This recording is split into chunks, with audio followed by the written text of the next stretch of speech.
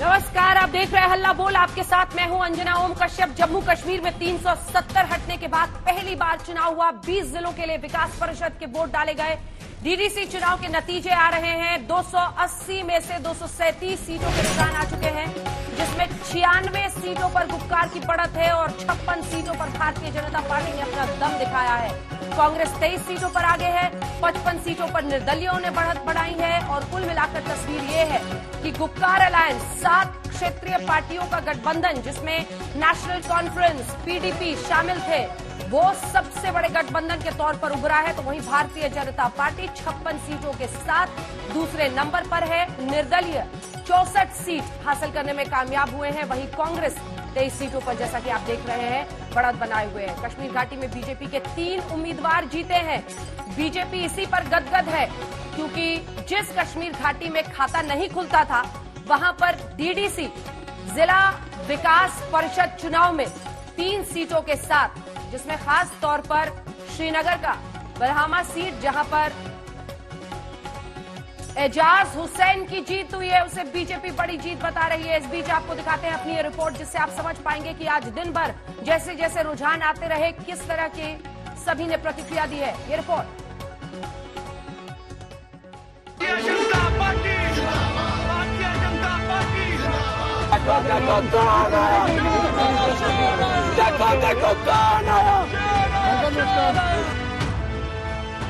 पिछले 1.5 साल में शायद ये पहला मौका होगा जब जम्मू कश्मीर में जश्न मनाया जा रहा है।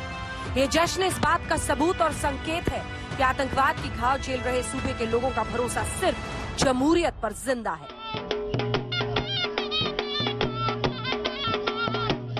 जिला विकास परिषद के लिए हुए चुनाव में बीजेपी ने पूरी ताकत झोंकी। स्थानीय चुनाव होने के बावजूद पार्टी ने दिग्गज नेताओं को तैनात किया। बीजेपी को इसका फायदा भी मिला। कश्मीर डिवीजन में भी पार्टी को कामयाबी मिली। आज लोगों ने माननीय प्रधानमंत्री जी के ऊपर विश्वास करके भारतीय जनता पार्टी के कमल को जिताया है, तो उनको उनकी एस्पिरेशंस को भी देखना चाहिए और जिससे कश्मीर आगे बढ़े वैसे काम करने चाहिए, ताकि मिलकर हम लोग कश्मीर को फिर से एक बार जन्नत बना सकें। दिलचस्प है कि कश्मीर में निर्दलीय बड़ी तादाद में आगे हैं। अब बीजेपी कह रही है कि उन सबों को बीजेपी का समर्थन था और उन्हें बीजेपी के खाते में ही गिना जाना चाहिए। कश्मीर घाटी के अंदर एक नया इतिहास रचा गया है। एक नया अध्याय कश्मीर घाटी के अंदर भारतीय जनता पार्टी का शुरू हुआ है। कश्मीर घाटी के अंदर भी बहुत सारे जिले ऐसे होंगे, यहां भारतीय जनता पार्टी समर्थित इंडिपेंडेंट कैंडिडेट्स मिलकर वहां सरकार बनाएंगे। जिलों के अंदर जिला परिषद बनेंगी। घाटी से जम्मू की ओर चलते हैं। जम्मू डिवीजन पर बीजेपी की पकड़ पहले से है, जो डीडीसी चुनाव में भी कायम है। देखिए, भारतीय जनता पार्टी के लिए आज बहुत बड़ी खुशखबरी है कि डीडीसी के चुनाव में हम जम्मू रीजन में तो बहुत तेजी से आगे बढ़ रहे हैं।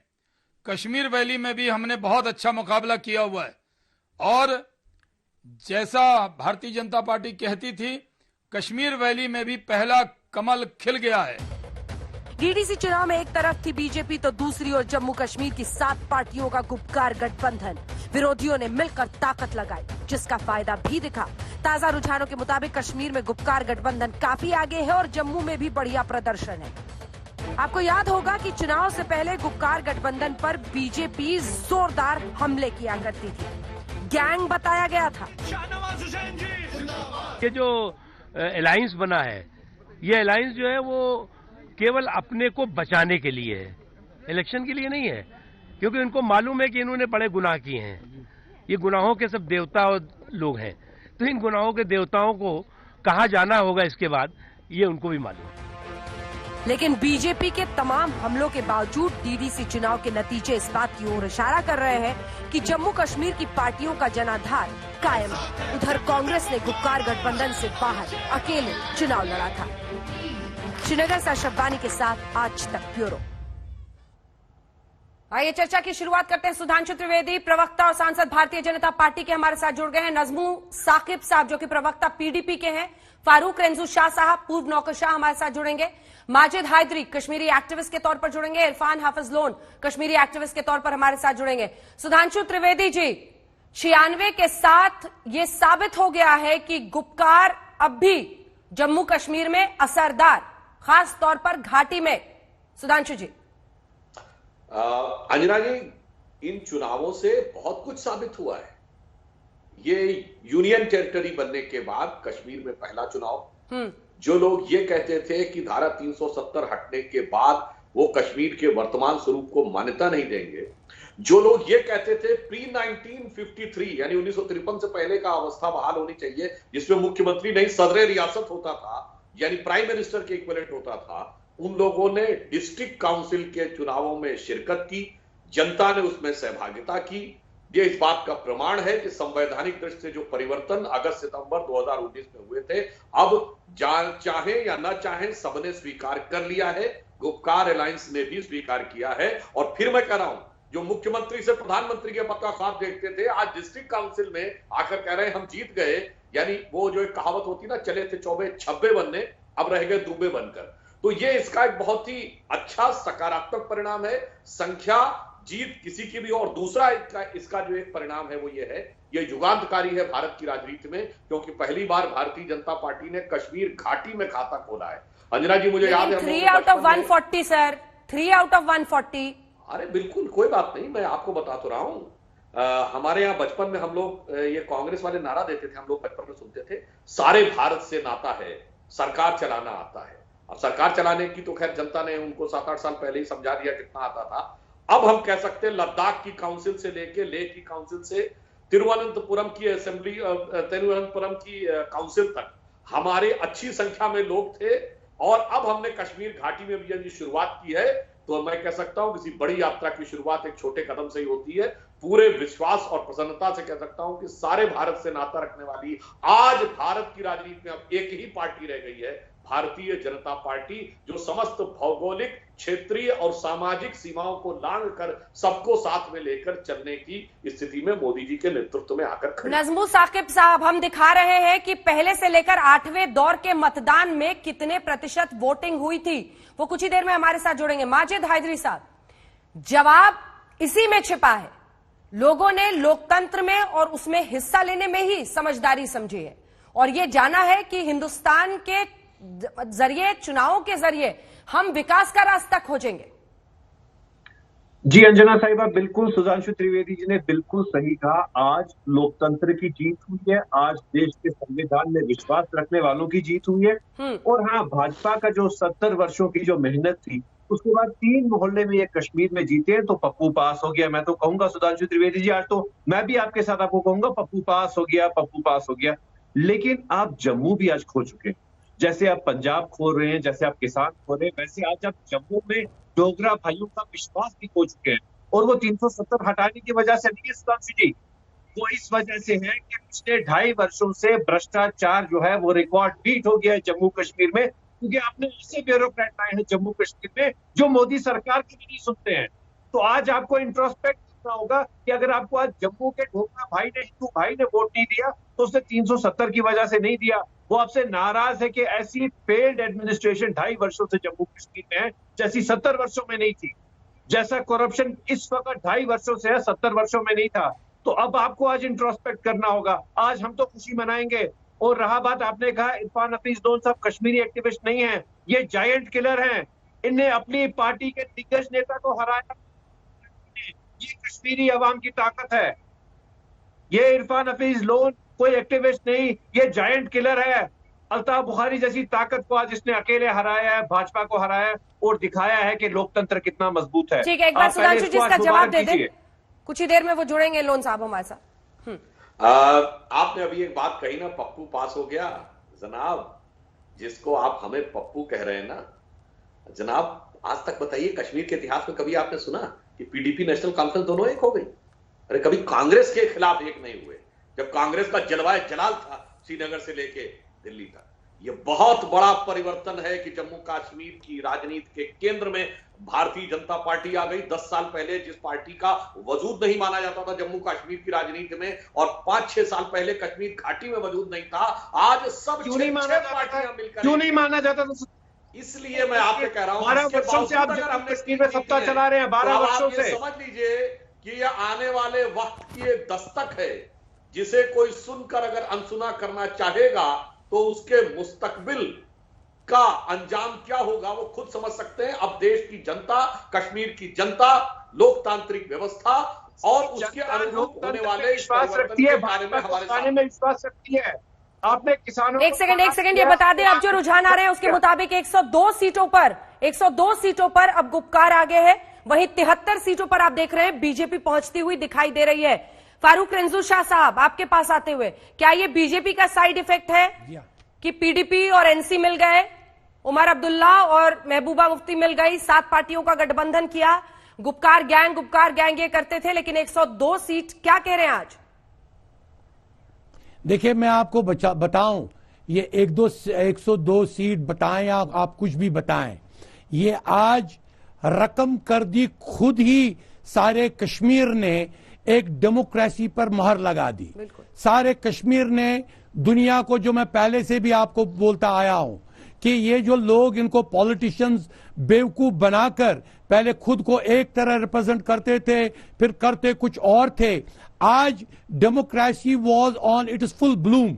ये पूरे ब्लूम में कश्मीर में हुई, और ये बात सही है, कोई इसको इनकार नहीं सकता है अब कि ये एंडोर्समेंट होगी है तमाम जो भी यहां पे डेमोक्रेटिक अंदाज में डिसीजन लिए गए, तो इन सब ने, इवन गुपकार ने साबित कर दिया कि हम एंडोर्स करते हैं एब्रोगेशन ऑफ 370।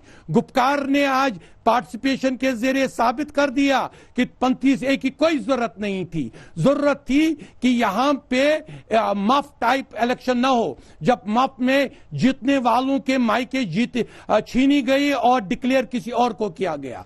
इस दफा मैं कह रहा हूं आपको, मैं बहुत गौर से एनालाइज कर रहा था, बड़ा फेयर हुआ, कभी 4 वोटों से कोई हारा, 4 वोटों से कोई जीता, और ये बात भी है कि नेशनल पार्टीज ने भी यहां प्रेजेंस अगर अपनी दिखाई, इसके साथ साथ यहां इंडिपेंडेंस जो 76 के करीब जा रही है, ये देखने की जरूरत है। ये जीत यहां के आजाद ख्याल की जीत है, वो आजाद ख्याल जो कहता है कि डेमोक्रेसी भी हमें होनी चाहिए, और उनको डेमोक्रेसी मिली, और आज साबित कर दिया सारे कश्मीर ने कि कश्मीर बड़ा मैच्योर है, बहुत मैच्योर है। बिल्कुल। नजमू साकिब साहब हमारे साथ, प्रवक्ता पीडीपी के, जुड़ गए हैं। साकिब साहब, आपसे ये सवाल, नाना करते चुनाव में आपने हिस्सेदारी की, आज 102 पर गुपकार आगे है, कह रहे रेंजू शाह साहब कि एक तरह से पीडीपी ने भी अनुच्छेद 370 के हटाए जाने पर मुहर लगाई है लोकतंत्र के सबसे बड़े उत्सव में हिस्सा लेकर। सबसे पहली चीज, ये एक करारा तमाचा है जो झूठ, एक जो प्लाइंट मीडिया हमारे कंट्री का है और जो बीजेपी ने फैलाया था कि जम्मू कश्मीर के लोग आर्टिकल 370 के एब्रोगेशन से, 35A के हटने से, और जम्मू कश्मीर जो स्टेट है उसको डाउनग्रेड करने एज अ यूटी, उस पर बड़े खुश है। आज अब बीजेपी जो बड़े सीना ताड़ के अपनी परफॉर्मेंस बता रहे थे कि जी जम्मू में आप देख लीजिए हम क्लीन स्वीप करेंगे, आज 50-60 के ऊपर बेचारे फंसे हुए हैं, अटके हुए हैं। I think they should gracefully accept their defeat, और उनको इस बात का भी अकाउंटेबिलिटी लेनी चाहिए, अपने टीम से भी, अपनी पार्टी से भी, कि अब बहुत हो गया झूठ। अब लोगों से झूठ ना ही सुना जाएगा और लोग जो है उसका करारा जवाब देंगे। आज जम्मू कश्मीर के लोगों ने स्पष्ट ये कर दिया है कि जम्मू कश्मीर के जो अगस्त 5 हमारा मूव था, it is not acceptable to the people of Jammu and Kashmir. बाकी बात रही, आप पोलिंग परसेंटेज की बात करते हैं, पोलिंग परसेंटेज 2014 में हमारी पंचायत पोल्स में भी हुए थे, 2005 में भी हुई थी। कश्मीर ने हमेशा गोलियां खाई है, उसके फेस किया है, उसके बाद अपना जो है डेमोक्रेसी में अपना भरोसा रखा है। देखिए, यही एक प्रॉब्लम है कि बीजेपी हम लोगों को एंटी नेशनल बताती है, अनकॉन्स्टिट्यूशनल चीजें बताती है। हम कश्मीरी जो बार बार जिन्होंने कॉन्स्टिट्यूशन, संविधान के दायरे के अंदर अपनी डिमांड्स रखी है, हम कोई डिमांड जो है कॉन्स्टिट्यूशन के बाहर कभी नहीं रखी है, किसी पॉलिटिकल पार्टी ने नहीं रखी। हमारी demands with in constitution ambit है। हाँ, हम ये बोलते थे कि एक 370 विद इन कॉन्स्टिट्यूशनल एम्बिट में फिर महबूबा मुफ्ती कैसे कहती है कि तिरंगा पकड़ने वाला कोई नहीं होगा? ये तो कॉन्स्टिट्यूशनल एम्बिट के अंदर नहीं आता है मिस्टर साकिब। नहीं, अब हम ये कह रहे थे कि हमारा जो स्टेट फ्लैग है, हमने ये देखिए, इसमें डिफरेंस आप समझिए, इसमें नुआंस है। हमने कहा कि स्टेट फ्लैग को हमसे छीना गया है, उस वजह से आप जो थोप रहे हैं, देखिए हमारा जो हम जो कोई भी यहाँ पे कैंडिडेट है, जब वो ओथ ऑफ एलिजेंस लेता है, वो तो सॉवरेनिटी ऑफ इंडिया पे एलिजेंस लेता है, वो थोड़ी किसी दूसरी कंट्री की एलिजेंस क्यों फिर तिरंगे का अपमान क्यों? तिरंगे का अपमान जो है वो आप लोगों ने बनाया। देखिए, तिरंगा हर चीज पे आप लाते हैं। मसला यहाँ पे था कि आप लोगों ने सेलिब्रेट किया जो चीजें आप लोगों ने। देखिए, एक सिंपल सा सवाल आप बीजेपी से पूछिए, आप उनसे पूछ लीजिए कि अगर आप कल तक ये बोलते थे कि जम्मू कश्मीर पॉलिटिकल पार्टी की क्रेडिबिलिटी खत्म हो गई है इन गुपकार पार्टीज की, तो आज ही इतनी सीटें कैसे जीत रहे हैं? ये मैंने पूछ लिया उनसे, आप अपने सवाल से क्यों भाग रहे हैं? ये मैंने पूछ लिया, पहला सवाल यही था। एक सेकंड। नंबर 1, नंबर 2 पॉइंट देखिए, नंबर 2 पॉइंट ये हम लोग उनसे कहते हैं कि आप 370 की बात क्यों करते हो, बट खुद जब शाहनवाज जी यहाँ आते हैं, कश्मीर आते हैं, तो 370 की बात करते हैं।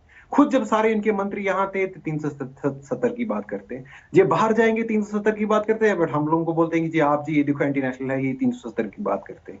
हमारी हर एक चीज एंटी नेशनल बन जाती है इनके लिए। तो अब क्या करेंगे? आप देखिए, अगर आप ही उस जांच में पढ़ेंगे तो हमारे लिए शर्म वाली बात है। ठीक है सुधांशु जी, जल्दी से 2 लाइन में जवाब। कुछ ही देर में शाहनवाज जी भी हमारे साथ जुड़ेंगे। सुधांशु जी जो कि जुड़ गए, चलिए दिखाइए। सुधांशु जी बोलने फिर आ रही हूँ। शाहनवाज जी, कश्मीर के जिस झंडे की बात करते हैं अंजना जी, आपने किसी प्रदर्शनों में इससे पहले नहीं देखा होगा। झंडा ISIS और पाकिस्तान का दिखता था, वो खत्म हो गया दिखना। और शाहनवाज जी की सभाओं में कितनी जगह तिरंगा लहराकर भारत माता की जय तक बात बोल दी गई। और मैं एक और बात कहूंगा, भाई अगर आप इसमें अपनी जीत का एहतराम करते हैं तो अब दुनिया में जाकर जमहूरियत के कत्ल का कोहराम मत करिएगा। और 370 लेके गुपकार की तो वो स्थिति हो गई अंजना जी। एक पुराना गीत था ना कि नाना करते प्यार तुम्ही से कर बैठे, करना था इनकार मगर इकरार तुम्ही से कर बैठे। ये इनके ऊपर लागू होता है जब इन्होंने 370 हटने के बाद इस कॉन्स्टिट्यूशन व्यवस्था में चुनाव लड़ना स्वीकार कर लिया। और आज ये भी कह रहे हैं जीत भी गए। सुधांशु जी, शाहनवाज जी आपके बगल में दिख रहे हैं एकदम। आ रही हूँ मैं, आप साकिब साहब आ रही हूँ। आपने भी शाहनवाज जी का नाम लिया है। 1 महीना 1 दिन हो गया है शाहनवाज जी वहां पर। आपका खूब मेहनत की है आपने, लेकिन 3 आउट ऑफ 150 है घाटी में अभी भी। अंजना जी, और गुपकार को जो ये सीटें आ रही हैं उस पर साकिब साहब का सवाल है। वो पूछ रहे हैं कि आप जिन्हें गैंग कहते थे उन्होंने तो असर दिखा दिया। देखिए, जम्मू कश्मीर का ये चुनाव के पहले ही मैंने कहा था, आज तक से बातचीत करते हुए कहा था कि कोई पार्टी जीते हारे लेकिन जमहूरियत की जीत होनी चाहिए। लोगों ने आके वोट दिया, लोगों ने लंबी कतार में शामिल हुए, लोग मीटिंग में आए, बड़ी बड़ी तादाद में लोग ये शामिल हुए, बीजेपी का झंडा लहराया और डल के अंदर भी तिरंगा लहराया। और महबूबा जी जहां की रहने वाली हैं बिजबिहारा में, वहां भी कश्मीरियों ने तिरंगा लहरा कर दिखाया। सवाल यह है कि जो ये चुनाव हुआ इंडियन कॉन्स्टिट्यूशन के तहत हुआ, आपको उसको स्वीकार करके सब शामिल हुए। लेकिन इस चुनाव में हमने जो यहाँ पर PDP के प्रवक्ता ने कहा कि मैंने 370 की बात कही, नहीं कही। जब ये लोग कह रहे थे कि 370 को वापस लाएंगे तो मैंने कहा ये चुनाव डिस्ट्रिक्ट डेवलपमेंट काउंसिल का है, ये डायनेस्टी फ्री के लिए, करप्शन फ्री और डेवलपमेंट के लिए चुनाव है। फिर हमने उनको एक बात कही जो मैं आज दोहरा देता हूँ। जो मैंने प्रेस कॉन्फ्रेंस में कहा था कि धारा 370 दफना दिया गया है और कब्र से ये बाहर नहीं आने वाला, कोई चाहकर भी नहीं ला सकता।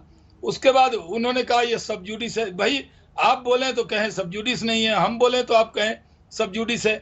सवाल यह है कि भारतीय जनता पार्टी तो एक भी सीट नहीं जीती थी साहब। हम कभी MLA नहीं बने, यहाँ से MP नहीं बने, हमें 1.5% वोट आते थे। हम इस बार डबल डिजिट में आ रहे हैं। मैं आपको खबर दे रहा हूँ, भारतीय जनता पार्टी 80 सीट लड़कर भी, अपने निर्दलियों को भी हमने सपोर्ट किया, हम डबल डिजिट में आएंगे वोट परसेंटेज में। हमने 3 सीट जीती है, ये हमने नींव डाल दी है। अब आने वाले वक्त में भारतीय जनता पार्टी से मुकाबला होगा।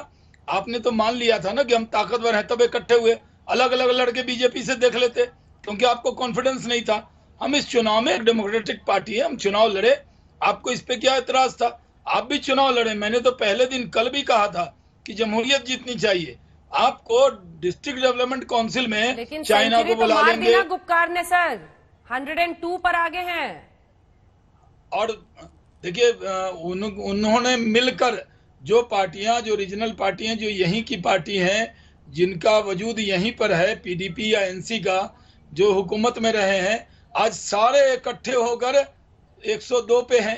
ठीक है, बीजेपी अकेले 73 पर जवाब ले लेते हैं। ठीक है, तो आप समझिए ताकत, हमारी ताकत का बीजेपी का ही साइड इफेक्ट है ना कि आपको धुर विरोधियों को एक साथ होना पड़ा, वरना कौन सोच सकता था कि आप साथ आएंगे? मैं नहीं, ये अब्दुल्ला के सिर्फ हम लोग ने सिर्फ अलायंस नहीं किया है। देखिए, अलायंस तो हमें मजबूरी में करना पड़ा, क्योंकि इनका जो अलायंस एनफोर्समेंट डायरेक्टरेट के साथ था, इनका अलायंस सीबीआई के साथ था, इनका अलायंस एनआईए के साथ था, इनका अलायंस पुलिस के साथ था, मसल पावर के साथ था, मीडिया के साथ था। तो उस मजबूरी में हमें अलायंस करना पड़ा। इनका तो काफी बड़ा अलायंस है, हमारा तो छोटा सा अलायंस है। एक बात रही। दूसरी बात, देखिए शाहनवाज जी जो आज बड़ा ये खुश हो रहे हैं कि इन्होंने 60 सीटें, इनको मतलब इतने सारे लीडर, रोज देखो जी, कल जितेंद्र सिंह जी, कल देखो जी अनुराग ठाकुर जी, फिर स्मृति ईरानी जी, कोई चीफ मिनिस्टर हिमाचल प्रदेश, उनके कल बेटे आते हैं, उन सुबह बाप आते हैं, पता नहीं कौन कौन, खुद शाहनवाज जी 2 महीने से यहीं बैठे, नकवी साहब। अब मैं इनसे सवाल एक पूछता हूँ, इन्होंने हमें इलेक्शन के टाइम कहा कि लोगों ने हमें मैंडेट दिया, हमने अपने मैनिफेस्टो में 370 हटाना और राम मंदिर बनाना रखा था, तो हमने ये जी इसलिए कर दिया कि लोगों ने, हमने मैनिफेस्टो में रख दिया, इसलिए लोगों ने हमें वोट दिया, हमें करना पड़ा। तो हमने भी आज यही रखा है मैनिफेस्टो में अपने कि 370 को वापस लेंगे। इनको क्या परेशानी होगी? ये इनकी चीज सही है, हमारी चीज गलत क्यों हो जाएगी उस टाइम पे? नंबर 1, पूरे डेमोक्रेसी की इन्होंने बात की, जो आपसे पहले जो कोई जिन्होंने गाना भी गाया था, मुझे उनका याद नहीं है क्या नाम, कौन थे वो, सुधांशु जी, जी उन्होंने कहा था कि डेमोक्रेसी की उन्होंने बात की। तब कहां इनकी डेमोक्रेसी थी जब इन्होंने जम्मू कश्मीर में 2014 में हाईएस्ट जो है पोलिंग परसेंटेज पोस्ट 90s होगी, जब उन्होंने असेंबली डिसॉल्व की, 84 मेंबर्स ने डिसॉल्व की असेंबली, तब कहां पे इनकी जमहूरियत थी? ये क्या है, जमहूरियत के गाने गाते हैं? ठीक है, सुधांशु जी जवाब देंगे। झलक रही है इनकी। सुधांशु जी, देखिए, मैं यही कहना चाहूंगा, जब आज अगर 100 सीटें जीत के आए हैं, तो मेरे विचार से अब इन्हें यहां नेशनल टीवी चैनल पे ये साफ साफ कहना चाहिए कि जितने आरोप लगाते थे कि चुनावों को प्रभावित किया जा सकता है, किसी प्रकार से हमको धमकाया जा सकता है, ये कह सकता है, अब सारे आरोप गलत सिद्ध हो गए। अब इन्हें इस बात को एक्सेप्ट कर लेना चाहिए, और इसके साथ अब इन्हें यह भी कहना चाहिए कि जो डेमोक्रेटिक प्रोसेस ये कहते थे कि कश्मीर में नहीं चल रहा है, वो पूरी ईमानदारी से चल रहा है और हर व्यक्ति को मौका बराबर मिल रहा है। मगर यह भी सच है कि जब ये सारे लोग मिलके एक हुए, जिसकी आप ये बात कर रहे हैं, अरे साहब, ये तो वो लोग थे जो बड़ा लार्जर देन लाइफ थे कश्मीर घाटी में। शेख अब्दुल्ला साहब के जमाने से फारूक अब्दुल्ला, उमर अब्दुल्ला, मुफ्ती मोहम्मद सईद साहब, मरहूम मुफ्ती मोहम्मद सईद, और ये सब एक हो जाएंगे। कभी आपने सुना है एक कहावत कही जाती है ना कि मेरे भय से सिंह और बकरी ये घाट का पानी पीते हैं। मतलब इसको शब्दशः न लिया जाए, मेरा सिर्फ ये मतलब है कि आप किस कदर एक हो गए, और उसके बाद भाजपा इसके बावजूद अगर अपनी दस्तक देने में सफल हो गई कश्मीर घाटी में, अब अगर इसकी आपको आवाज समझ में नहीं आ रही है, तो आप समझ सकते हैं कि भविष्य में क्या होने वाला है। ये मेरे ख्याल से आपको समझना चाहिए। ठीक, गुपकारा सरदार, बीजेपी ने भी दम दिखाया है, लेकिन इसी के साथ माजिद हैदरी, आप सुधांशु जी की बातों पर जवाब देना चाह रहे थे। सवाल तो यह है कि बीजेपी ने पूरी ताकत झोंकी, ये आप भी कह रहे थे कि बीजेपी ने पूरी ताकत झोंकी है, हर चुनाव को इतनी शिद्दत से लड़ते हैं, चाहे वो म्युनिसिपल चुनाव हैदराबाद के हो, चाहे बंगाल के चुनाव हो, चाहे कश्मीर में डीडीसी चुनाव क्यों ना हो, और उसका दम फिर दिखता है।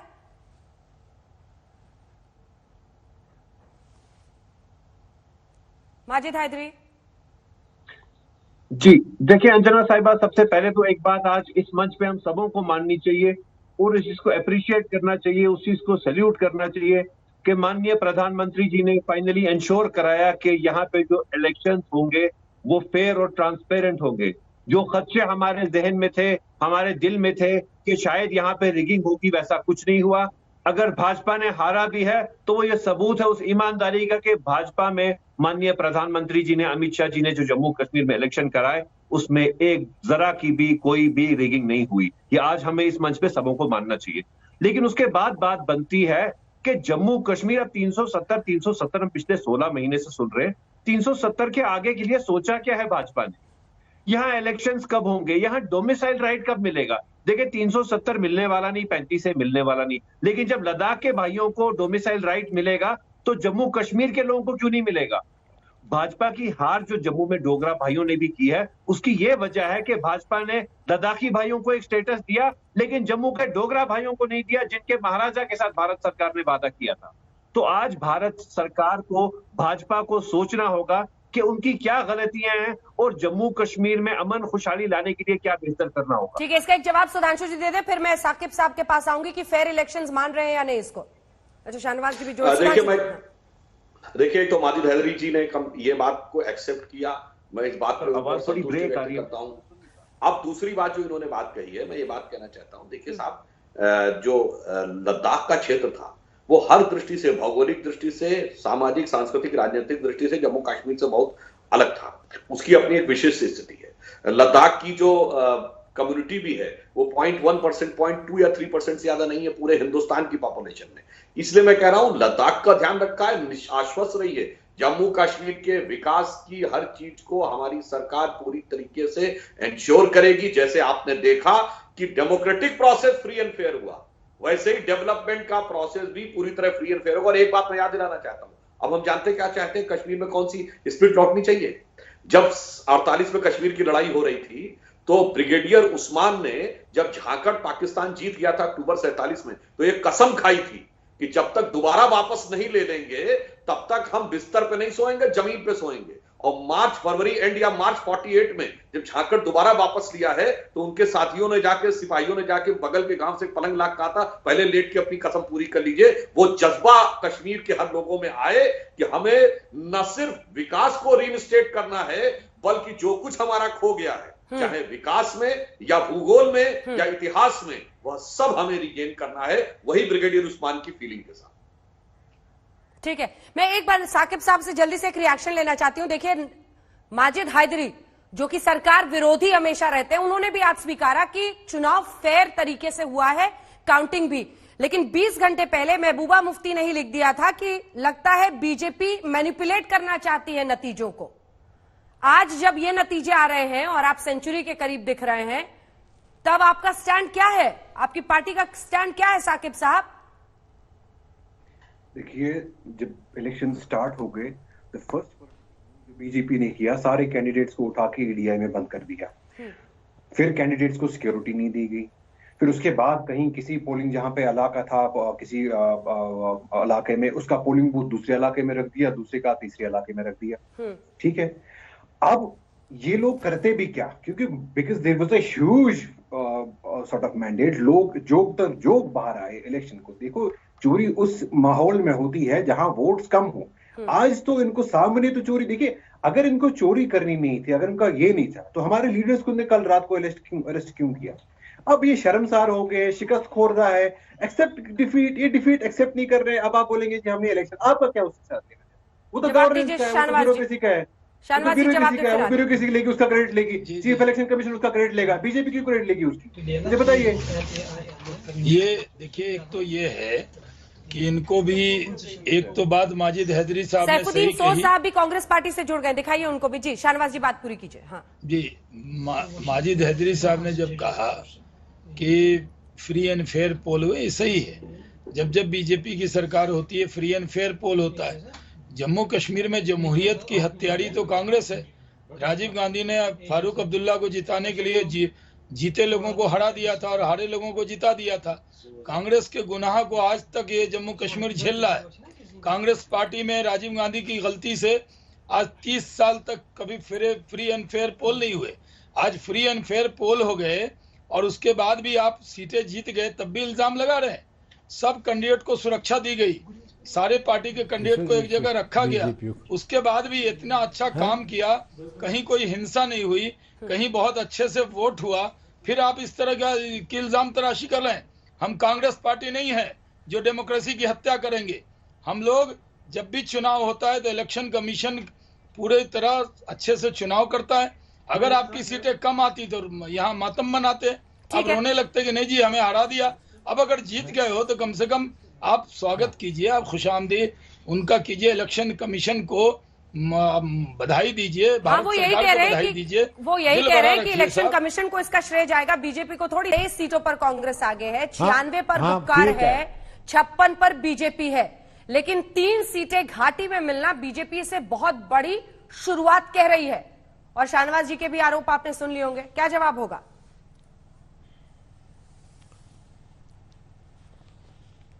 नहीं, देखिए, बीजेपी को कुछ सीटें कश्मीर में मिली हैं। मतलब सवाल है जिस हिसाब से बीजेपी ने प्रोपेगेंडा मुहिम चलाई, सीनियर लोग यहाँ रहे बड़ी मुद्दत तक और पैसा बहुत पानी की तरह बहाया, उनकी कामयाबी मुझे नजर नहीं आती। मुझे अब भी यकीन है कि कश्मीर में बीजेपी का पौधा नहीं उगेगा। अभी मैं देख रहा हूं कि कश्मीर का मेन स्ट्रीम जीत रहा है। मैं उसको गुपकार अलायंस नहीं कहता, मैं कश्मीर का मेन स्ट्रीम मानता हूं। नेशनल कॉन्फ्रेंस, पीडीपी और उनके साथ सीपीएम भी है और कांग्रेस भी उन्हीं के साथ रहा है पिछले दिनों में। तो उनकी तो बड़ी जीत हो गई यहां, और कांग्रेस को करारी शिकस्त इसलिए हो गई, इस एतबार से हो गई कि उन्होंने रुपए पैसा पानी की तरह बहाया था। अभी उनके सीनियर लीडर तो यहीं वो उन्होंने डेरा डाल दिया था। हाँ। तो लेकिन हासिल कुछ नहीं हुआ। और ऑन द होल बीजेपी को कश्मीर में पक्का जवाब मिल गया कि यहां आपका ये जो पौधा है यही नहीं उगेगा किसी सूरत में। लेकिन लगातार कांग्रेस पार्टी तो ये समझाती रही लोगों को, बीजेपी कहती रही सर कि गुपकार अलायंस के साथ ही है कांग्रेस पार्टी, और कांग्रेस पार्टी के नेता ये समझाते रहे पिछले दिनों कि हमारा उनसे कोई लेना देना नहीं है क्योंकि उनको गुपकार गैंग कह रहे थे। और ये तो शाहनवाज जी रोज कहते थे कि आप लोग गुपकार गैंग का हिस्सा है।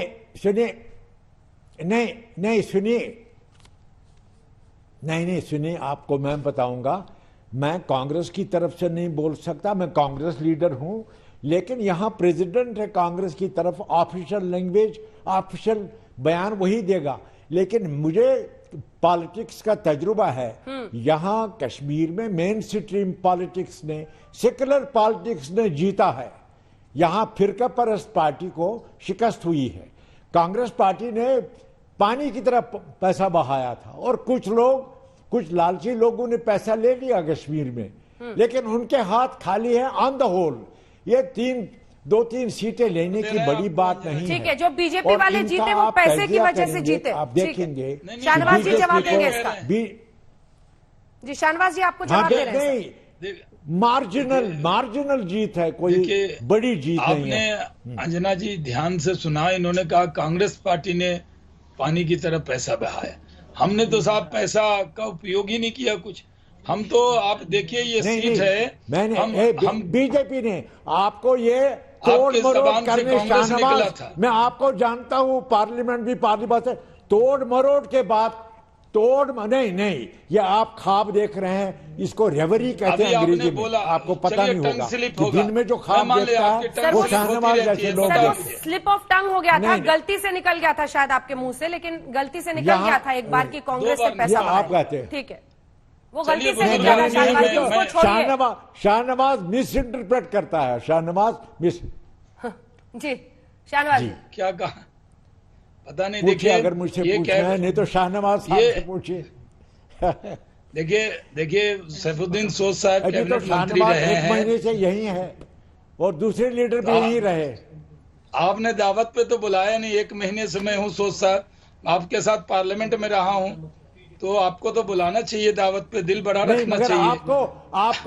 आपको ये कोशिश, अरे मेरे नहीं देखो, एक बात है शाहनवाज, मेरे छोटे भाई, आपने कर्टिसी नहीं दिखाई, कॉल मुझ पर नहीं किया। Why did you come to me, why did you give me telephone call? मेरे छोटे भाई हैं।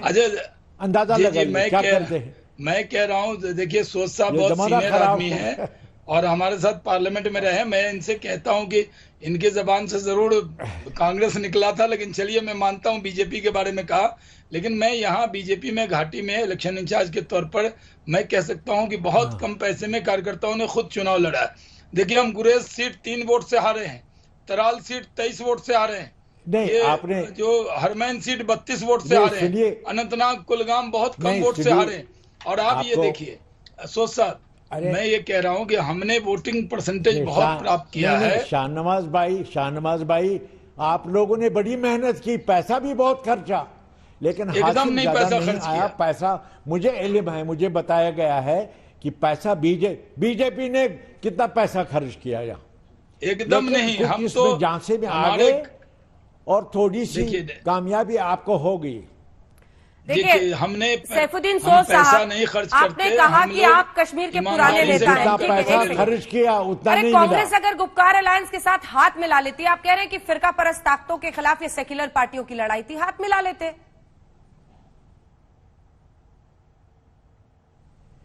नहीं, कांग्रेस सेक्युलर पार्टी है, मानी हुई, ये उनका है, वो तो नेशनल लीडरशिप फैसला करेगी कि वो गुपकार अलायंस के साथ क्यों नहीं रहेंगे। किया नेशनल मैं जो हूं, मैं कांग्रेस से वाबस्ता हूं, मैं अपनी राय बताता हूं कि नहीं, मेन स्ट्रीम देखिए, गुपकार अलायंस जो है वो मेन स्ट्रीम पार्टी का सेक्युलर संगठन है और कांग्रेस हमेशा सेक्युलर जमातों के साथ आवाज मिलाएगी और कश्मीर हमेशा सेक्युलरिज्म पर रहेगा। बीजेपी का दम तो दिखा 3 सीटें घाटी में, लेकिन असरदार गुपकार ही रहा, क्योंकि सेंचुरी पार उनकी सीटें रुझानों के मुताबिक अभी तक सामने है। देखते रहिए आज तक।